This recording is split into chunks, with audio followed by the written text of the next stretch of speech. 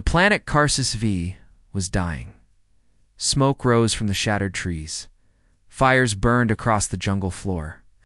Ash fell from the sky like snow. The ground shook with every explosion. Screams and gunfire echoed through the valley in the middle of the day. Chaos. Lieutenant Marcus Vega ran. His armor was scratched and scorched. Blood, sweat, and mud covered his face. But his eyes were sharp-focused. His mission was simple: rescue the trapped Sci-Fi squad and get out alive. But nothing was simple. On Karsus V. Behind him, 3 human soldiers followed, weapons raised. In front, the tall trees ended in a sharp cliff. Below, a narrow valley filled with thick mist and movement. Vega raised his hand, signaling the squad to stop. He dropped to his knees and pulled out a scanner. Blinking dots filled the screen. Enemy Varrock units. Dozens of them. And in the center, 5 life signals. Not Verdok, Sci-Fi, still alive. Still surrounded, he cursed under his breath. "We found them," he said. "They're in the ravine." "Sir, that's suicide," said Corporal Darius, panting. "That many bugs? We won't make it down there." "We're not leaving them," Vega said. "Especially not her." His team shared a look. They knew who her meant hours earlier. ... Princess Zelraya of the Sci-Fi. Dominion had landed on Karsus V for a peace inspection. She wasn't supposed to be near the front lines.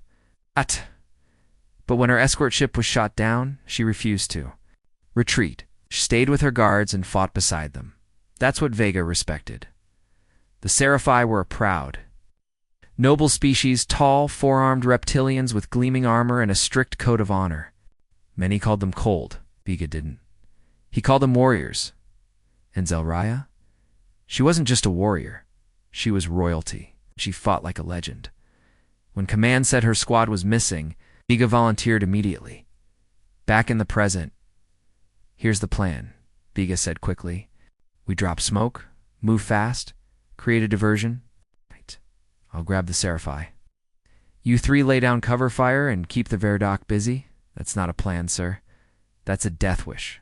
"Good thing I'm not asking for permission," Vega said, grinning. Before anyone could argue more, he leaped over the cliff. He landed hard, rolled, and came up running. Smoke grenades burst around him. Plasma bolts flew past his head. The Verdok spiked insectoids hissed and turned, surprised by the sudden charge. Vega didn't stop. He spotted the Sci-Fi soldiers holding a broken circle near a crashed ship. They were bleeding, one unconscious. And in the center, with a long spear in both upper hands, stood Zelraya. She looked like a goddess of war, silver armor cracked, face smeared with blood, eyes glowing with fury. Their eyes met. "Human," she said, surprised. Yeah, it's me. Nice. To see you too?" Then he was beside her, blasting to Vrydok with his rifle. "What are you doing here?" she demanded. "Saving your royal tale, that's what." She laughed, a short, sharp sound. Then hurry. Together, they fought. Humans and Sci-Fi back to back, surrounded by enemies. Vega shot, stabbed, and shouted orders. Zelraya moved. Like lightning, her spear slicing through armor and bone. It felt like hours. It was only 10 minutes. The evac shuttle roared overhead. "Go, go, go," Vega yelled, grabbing the wounded Sci-Fi and hauling them toward the ramp. Verdok swarmed. From the trees, but human gunships strafed the jungle, clearing a path with fire and thunder. One by one, the survivors jumped aboard. Last was Vega, still firing as he backed up the ramp. Just before he entered, something lunged at him. A Varrock elite, larger, faster, armored like a tank, slammed into Vega, knocking him down. His rifle flew from his hands. The monster screeched and raised its claws. Then it stopped. A long spear pierced its chest. Zelraya stood behind it, breathing hard. She kicked the body aside and grabbed Vega's hand. "You were late," she said. "You're welcome," he replied. Groaning, they fell into the shuttle as it lifted off. Hours later, field medical tent. Forward base Vega lay on a cot, shirt off, Bandages wrapped around his ribs. His arm was broken, shoulder dislocated, and at least 2 cracked ribs. But he was alive. Damn, he muttered. That hurt more than boot camp. The tent flap opened. Zelraya stepped inside. She had changed into clean robes. Her wounds were treated, but she still looked fierce. She stood tall, arms folded, long tail flicking behind her. 2 Sci-Fi guards waited outside. Vega sat up. "Wincing, princess," he said, trying to salute. She stopped him with a wave. "No formality. Not today." She walked closer, her golden eyes studying him. "You risked your life," she said. "You disobeyed orders. You attacked a Varrot nest alone." "Yeah, that's kind of what I do. Why?" He blinked. "Why? What? Why? Would you come for me?" He shrugged. "We're allies. You'd have done the same." Her head tilted slightly. "Perhaps. But you didn't do it as a soldier. You did it as you." She stepped closer, lowering her voice. "Your people are strange. Unpredictable, loud, illogical. But you are something different." Vega chuckled. "That's the nicest insult I've had all week." She didn't smile. "I want to understand you, Marcus Vega. I want to know more." He raised an eyebrow. "Why?" She looked him in the eyes. "Because," she said quietly, "I want this human." His heart skipped. "What?" "I told my mother. The Empress? Told her I want you." Vega stared at her. "You told your mom you want to marry me?" Zelraya nodded. "Yes, you are brave, honorable, and strange. I find that fascinating." Vega opened his mouth, then closed it. He looked at the bandages on his arms, the still bloody armor on the table, the burns on his hands. Then back at the 6-foot-tall alien warrior princess standing in front of him, declaring her romantic intentions like she was asking for a glass of water.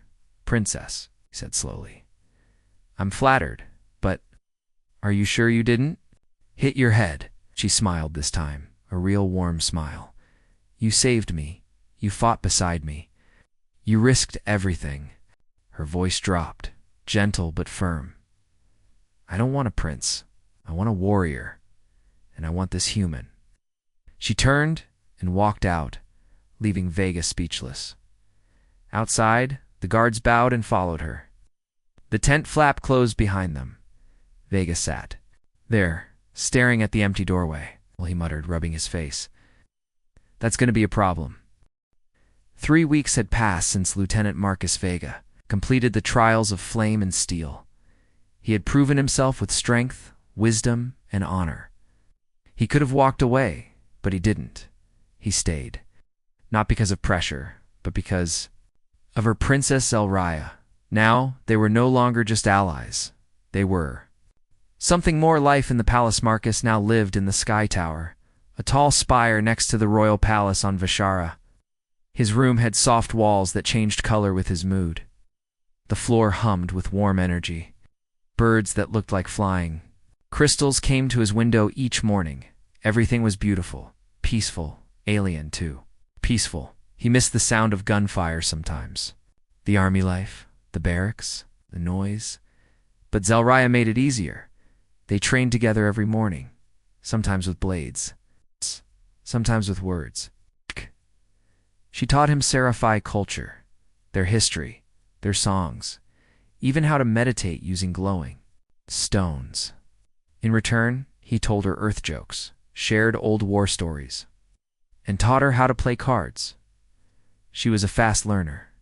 He was starting to feel comfortable, but peace never lasted long. The Empress's warning one evening. Marcus was summoned to the Crystal Garden, a glowing forest inside the palace where the trees whispered in light and song. There, under a moonlit tree, sat Empress Bellatrix. She looked calm, but her eyes were sharp. Marcus bowed. "God, your Majesty." "Walk with me," she said. They walked slowly under the glowing leaves. "I have watched you," she said. "You are bold, strange, but strong. Thank you, I think." She gave a small smile. "You have gained my daughter's respect. Even her heart. That is not easy." "I didn't try to impress her," Marcus said. "I just treated her like a person." "Exactly," the Empress said. "And that is what worries me. Marcus blinked. You are human. Your kind burns bright, but fast. You live for a short time. You chase danger. You change everything you touch. Marcus said nothing. Zelraya is my heir, the Empress continued. She is meant to lead the Sci-Fi people one day. She binds with you. She may change our traditions. Even our future. I'm not trying to change your people, Marcus said. I just want to stand beside her. The Empress turned to him, her expression unreadable. Then I hope you are ready, human. Because something is coming. Marcus frowned. Something. The stars are moving. Old enemies are waking. And I believe my daughter and her strange warrior may become the fire that lights or burns the galaxy. A new threat a few days later. Sci-Fi scout ship returned from deep space with terrifying news. The Viaduct were returning, not just a few raiding groups, not small hives, a world killer fleet, thousands of ships, millions of soldiers. There, Queen Shurda, the Devourer, had risen from sleep, and she wanted vengeance. Their first target, panic spread through the palace. War horns echoed across the sky. Shields were raised. Armies gathered, and in the middle of the storm, Zelraya stood firm. She met with generals, scholars, and engineers. She studied maps and energy charts. She worked day and night. Marcus tried to stay out of the way until she called for him. Mission of Trust. She met him in the war chamber. Holograms floated around them, showing enemy fleets and defense plans. I need you for something, she said. Name it. There's a human base on Orion Delta 6. Near the edge of Sci-Fi space. It holds experimental tech. Your people's newest weapon, the Aegis Core. Marcus nodded. Yeah, I've heard of it. Massive shield generator. Can protect a whole planet if it works. I want to borrow it. Borrow? Marcus smirked. You mean steal it? I mean borrow it with your help. You're a decorated soldier. If you ask the right people, they'll listen. He sighed. No, this could get me kicked out of the Terran Alliance. Stepped closer. I know. That's why I didn't order you, I asked. He looked at her. Her eyes held no tricks, only trust. I'll do it, he said. Not because I have to, but because I want to help, and because I want you to come back, she said softly. Marcus nodded once. I will. Infiltration, Orion Delta 6, 3 days later. Marcus arrived on Orion Delta 6 with a forged ID, a stolen uniform, and a plan that probably wouldn't work. He snuck past guards, tapped into an old friend, working maintenance, and entered the core facility. It was massive, a glowing tower of energy, surrounded by robotic arms and shield plates. Beautiful, powerful, and guarded by a dozen soldiers. Marcus took a deep breath.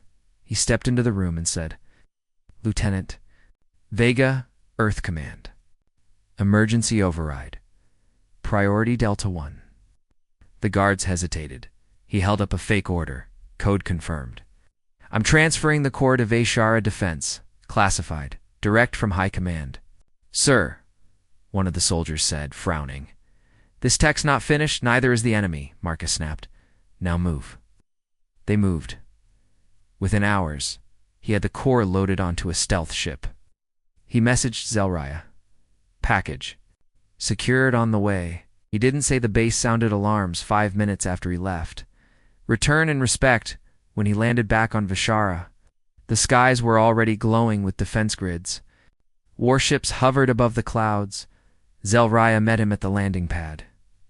You did it, she said, touching the Aegis crate. He grinned. Told you I would. She stepped forward, then paused. In front of everyone, she raised one hand. The Sci-Fi salute of honor. Marcus blinked. Slowly, he returned it. Then she said, loud and clear, let the record show. Marcus Vega, human warrior, risked exile from his own people to protect our world. From this day, he is not just a guest. He is Sci-Fi. In spirit. The crowd roared. The storm begins that night.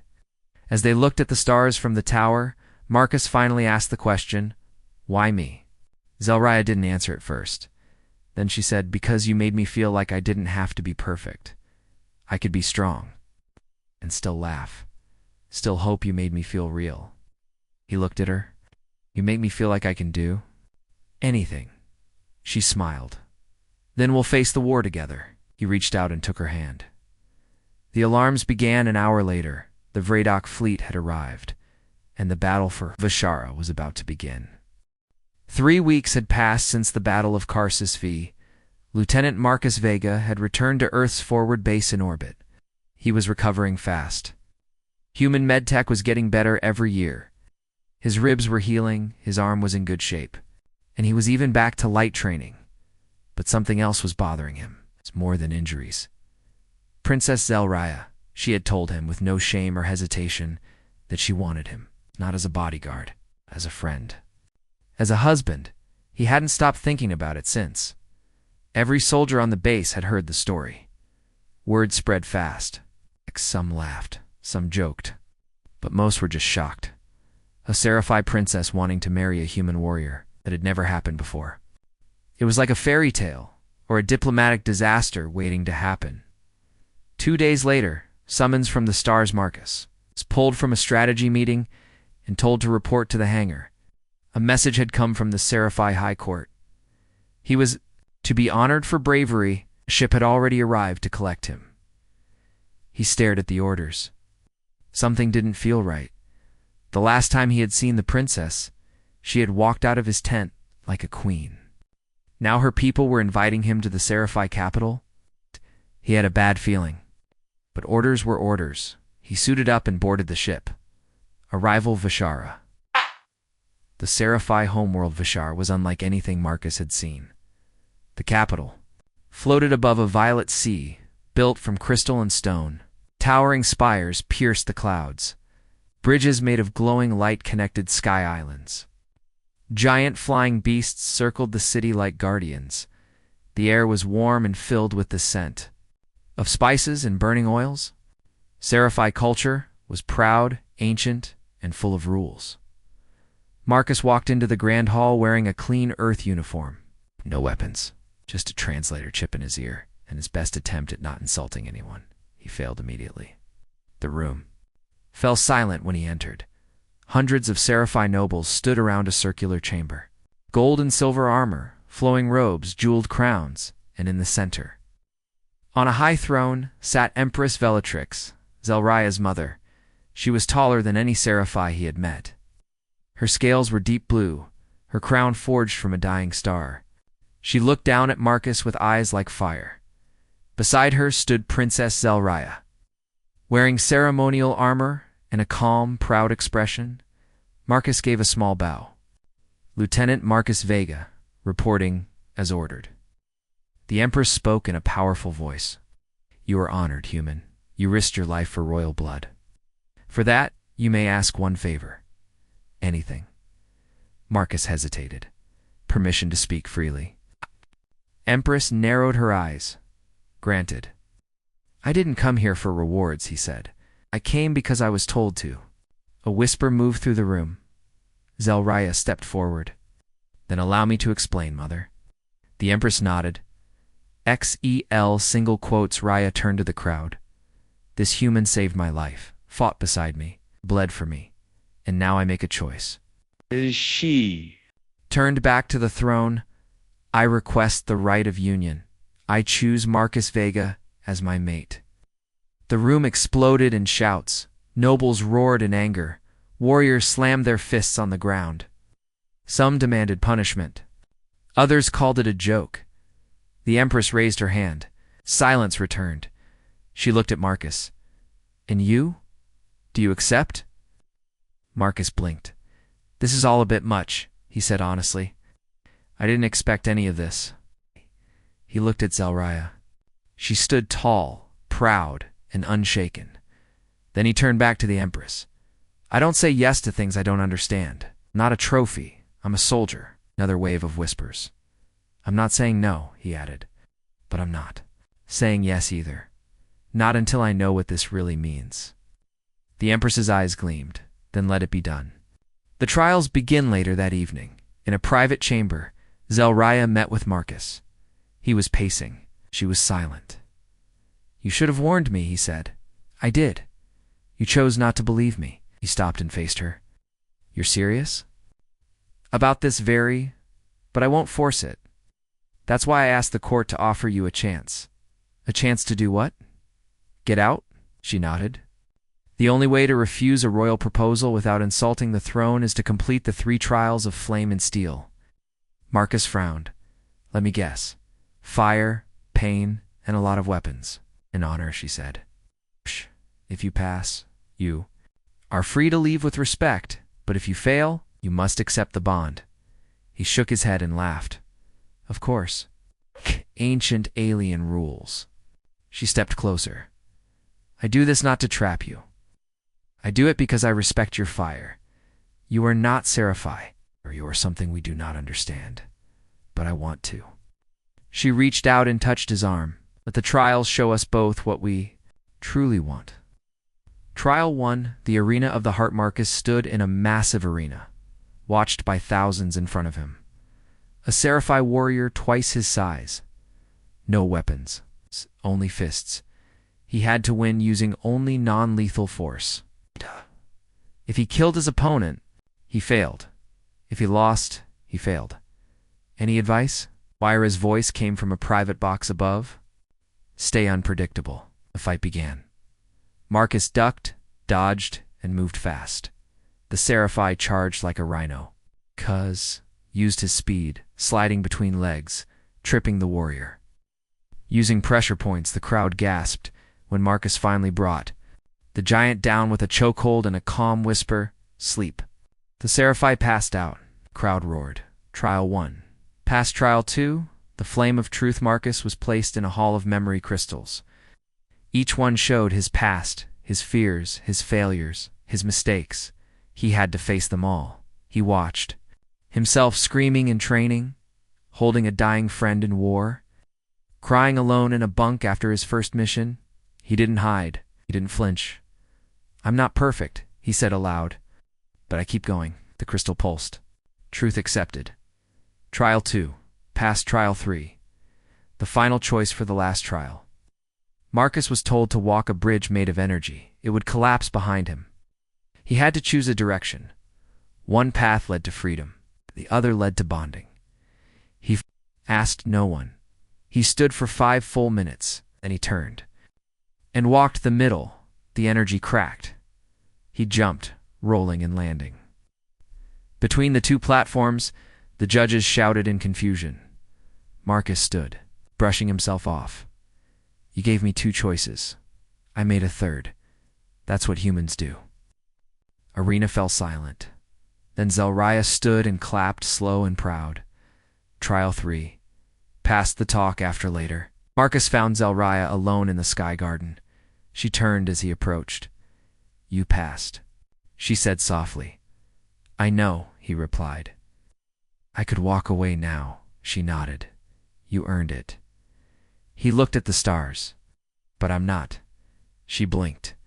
You're staying? I don't know what this is. I don't know how it works. But I respect you, and I like you. She smiled. And let's learn together. He held out his hand as equals. Yes, yeah. She took it with all 4 of hers. Always. The Vrada came like a storm from the dark edges of space. Their ships swarmed toward Vishara, black, sharp, and full of death. The Sci-Fi early warning stations lit up in panic. The skies above the capital turned red with alert signs. Planetary shields hummed to life. And in the highest tower, Marcus Vega stood beside Princess Zelraya, staring at the approaching nightmare. They're not coming to talk, Marcus said. No, Zelraya replied, her voice calm. They're coming to burn. She turned to her guards. Ready the fleets. Arm the ground cannons. Power the Aegis Corps. The time for talk was over. The battle begins. The Sci-Fi warships rose like silver birds, forming defensive lines across the upper atmosphere.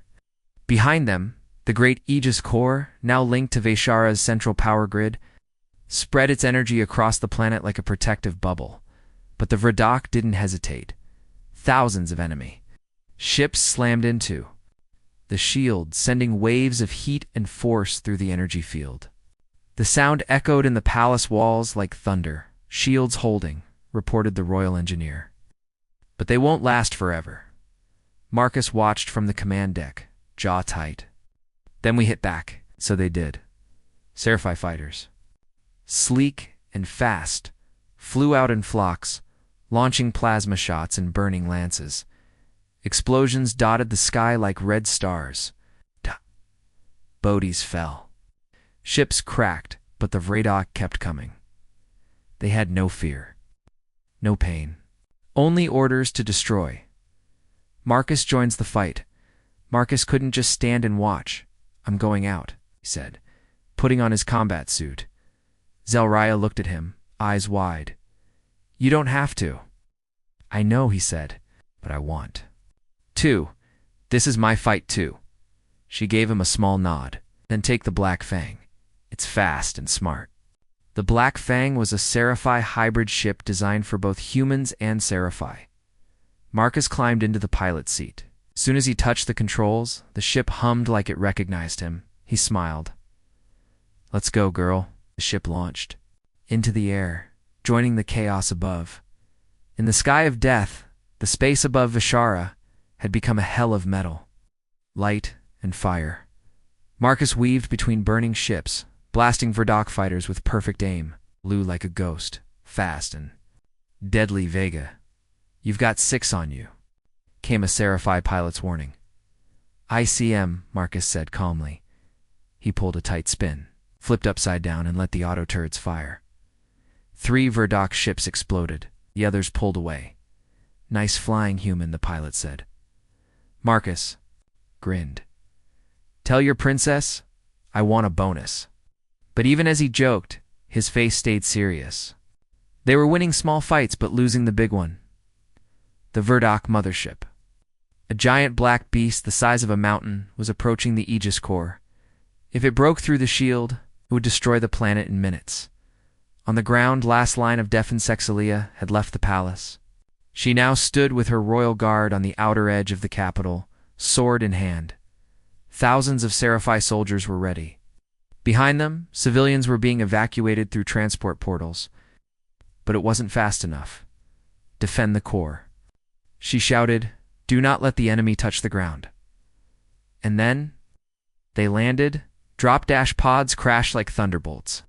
From inside came the Vradok warriors, tall, insect-like armored creatures with razor limbs and glowing eyes. Zelraya met them head-on. With each strike of her energy blade, a Vradok fell. Her guards fought like lions beside her. But the enemy just kept coming. She was tired, bleeding, but she didn't stop. She had something to protect, someone to return to. The turning point Marcus was still in the air when the alarm blared. Aegis. Core power levels falling. Mothership deploying a fusion drill. His heart skipped. If the core fell, the shield would go down, and Vishara would be gone. "Command," Marcus said. "I'm going in." Negative, Vega. It's too dangerous. But he was already flying. The Black Fang dove toward the Vradok mothership. Plasma shots rained past him. His wings caught fire, but he didn't stop. He aimed straight for the drill, a glowing red spike on the ship's belly, and armed all missiles. Let's make it count. He fired everything. The sky turned white. The explosion shook the heavens. The drill shattered. The mothership cracked. Fire spilled into space. Marcus's ship was caught in the blast. "Silence, Vega. Do you read?" No answer. "Marcus, please respond." "Nothing in the palace?" Zelraya heard the silence over the comms. She froze. Her blade fell from her hand. "Pull back the troops," a commander said softly. "The core is safe. You've won." But Zelraya didn't smile. She looked at the stars, and she whispered, "You promised you'd come back." The return to days past. The Vradok fleet had retreated. Bishara was safe. The Sci-Fi held celebrations in the streets, but Zelraya didn't attend. She sat alone in the tower garden, her face blank, her sword resting beside her. Then, on the third day, a ship limped into orbit, scarred, smoking, half-dashed dead. It was the Black Fang.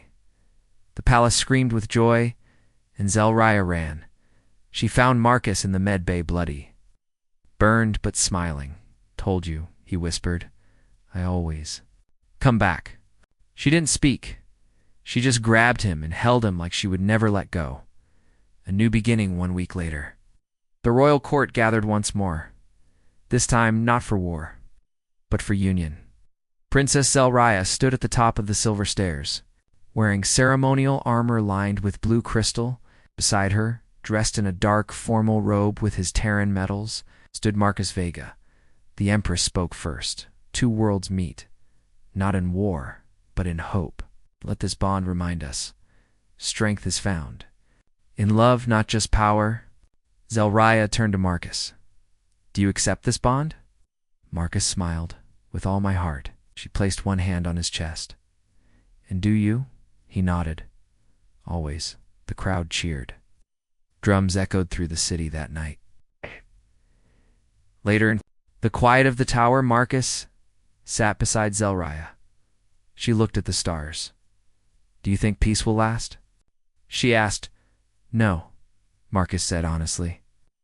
But we'll face whatever comes together, she nodded, resting her head on his shoulder. You're not what I expected, she whispered. He chuckled. Neither are you, princess, she smiled. Not princess anymore. Now, your partner. He took her hand. And in that quiet moment, under alien stars, 2 warriors from different worlds found peace, even if just for a little while. Because love, real love, was the strongest weapon of all. 3 months had passed since the Varrock invasion. Vishara had survived. The cities were healing. The shield towers glowed brighter than ever. Memorial flames were lit for the fallen. New alliances had been signed, even with Earth. The galaxy had seen what Sci-Fi and humans could do together, and in the heart of the shining capital, 2 people walked side by side. Marcus Vega, human warrior. Zelraya, no longer just a princess, but now crowned High Commander of the United Guard. A strange peace. Marcus had expected peace to feel quiet, but it didn't. Every day, messengers came from distant stars asking for help. Pirates tested border defenses. Ancient machines woke on lost moons. The galaxy was full of danger, but also full of opportunity. Do you ever rest? Marcus asked one morning, as he watched Zelraya train with 2 battle droids. She grinned. You rest when you're dead. Then I'm going to sleep right now, he joked, flopping down on a bench. She laughed, a real happy sound.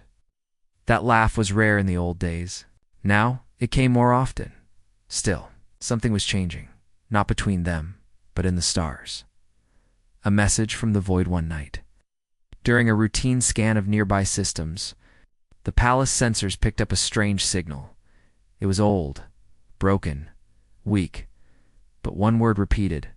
Help. Human, Vega. Marcus froze when he heard it. That's my name. Zelraya narrowed her eyes. Where's it coming from? Deep space. Sector 71A, unclaimed space. The Empress herself joined the meeting. Do you want to ignore it? She asked. Marcus shook his head. Someone out there's calling me. I have to answer. Zelraya touched his shoulder. Then I'm coming with you. He looked at her. You're needed here? You're needed there, she said firmly. And just like that, the mission began. Journey into darkness, they took a small ship, just the 2 of them, plus a droid navigator named Nex. The journey to Sector 71A took 6 days through wormholes and asteroid fields. On the 3rd day, they flew past a dead sun. On the 5th, a field of frozen moons. On the 6th, they found it. A massive wreck, ancient, cracked, and drifting. It wasn't human or Sirag. It was something older. The signal was still active, echoing from deep inside the ship. Suit up, Marcus said. Let's see what's waiting. The lost soldier inside the wreck. The air was thin and stale. Lights flickered. Walls were covered in strange black vines. They followed the signal. Down a broken corridor. Past bones. Past machines. And then they found him.